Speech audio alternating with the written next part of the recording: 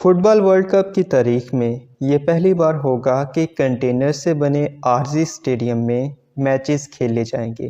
یہ world cup کسی بھی عرب ملک میں ہونے والا پہلا ورلڈ کپ ہے اور یہ پہلی بار ہوگا کہ ورلڈ کپ سردیوں میں کھیلا جائے گا۔ اس ورلڈ کپ میں کئی چیزیں لوگوں کی دلچسپی کا مرکز ہیں۔ وہیں کنٹینر سے بنا اسٹیڈیم 974 سب سے زیادہ حیران کن ہے۔ اس اسٹیڈیم میں ورلڈ کپ کے 7 میچز کھیلے جائیں گے۔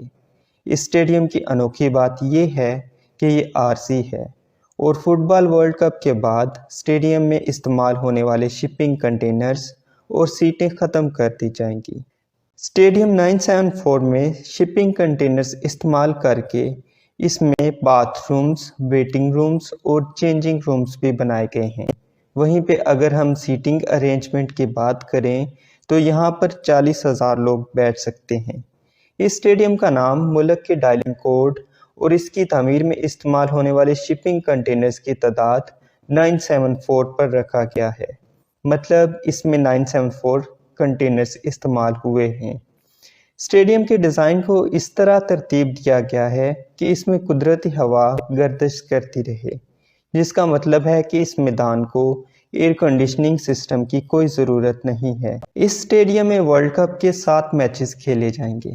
قطری حکام کا کہنا ہے کہ یہ پورا منصوبہ قریب واقع بندرگاہ اور دوحہ کی سمندری روایات اور تاریخ کو خراج تحسین پیش کرتا ہے۔ اس اسٹیڈیم کی انوکھی بات یہ ہے کہ یہ اسٹیڈیم بالکل عارضی ہے، یعنی کہ فٹ بال ورلڈ کپ کے بعد اسٹیڈیم میں استعمال ہونے والے شپنگ کنٹینرز اور سیٹیں ختم کر دی جائیں گی اور ان شپنگ کنٹینرز اور سیٹوں کو یا تو دنیا کے کم ترقی یافتہ ممالک کو امداد میں عطیہ کر دیا جائے گا یا پھر ان کی مدد سے کچھ چھوٹے اسٹیڈیم بنائے جائیں گے، اور یوں فیفا ورلڈ کپ کی تاریخ کے اس پہلے عارضی اسٹیڈیم میں 40,000 لوگ بیٹھ کر میچ دیکھیں گے اور بعد میں یہی اسٹیڈیم بہت کچھ نیا بنانے میں مدد دے گا۔